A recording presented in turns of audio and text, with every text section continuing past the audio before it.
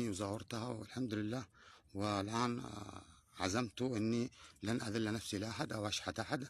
والله العظيم لقد وصلت عند أخي في البيت، وإنه يعني هذا أحد المحرضين، هو من أحد المحرضين، ومد لي يسلم علي بالطريقة هذه، أصغر مني سنا، سلم علي بالطريقة هذه بثلاث أصابع، مر بها كذا، مد بها كذا وسلم علي. هذا أخي الأصغر، ولكن الحمد لله أنا ما نوراه ولا نذل نفسي له ولا لغيره ولا لأحد إلا لله سبحانه وتعالى. ولكن أذل نفسي لله سبحانه، مذلة الله ولن ذلة عباده. فأنا لن أذل نفسي، سأذل نفسي ولن أذلها إلا ذلها لله سبحانه وتعالى في هذه السحاري وهذا الجبل حتى أموت أو ألاقي مصيري. ولكن لن أذل نفسي لأحد، لقد ناشدت ولا جدوى ولا حياة لمن تنادي. حاولت ما في فائدة، ولن أذل نفسي لأحد. أطلب الناس، آكل وأشرب من عند الناس.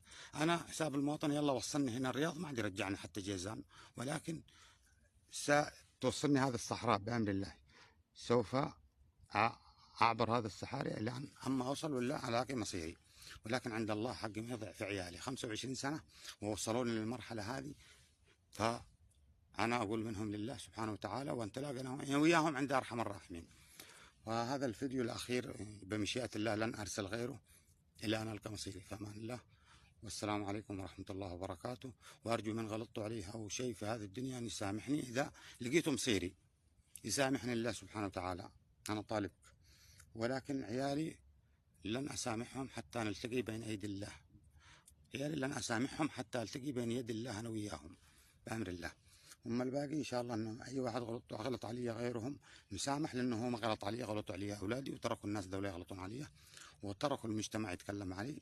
ولكن عيالي لن أسامحهم بأمر الله حتى نلتقي وياهم عند أرحم الراحمين. إلا فاهم ولا مو فاهم، اللي عاده قاصر مو فاهم أو عقله مو فاهم صح، فالله يسمحه. ولكن اللي قديهم بالغين وفاهمين صراحة نلتقينا وياهم عند أرحم الراحمين بأمر الله. هم اللي حرضهم ولا تسبب في تحريضهم. وهذا آخر فيديو، والسلام عليكم ورحمة الله وبركاته.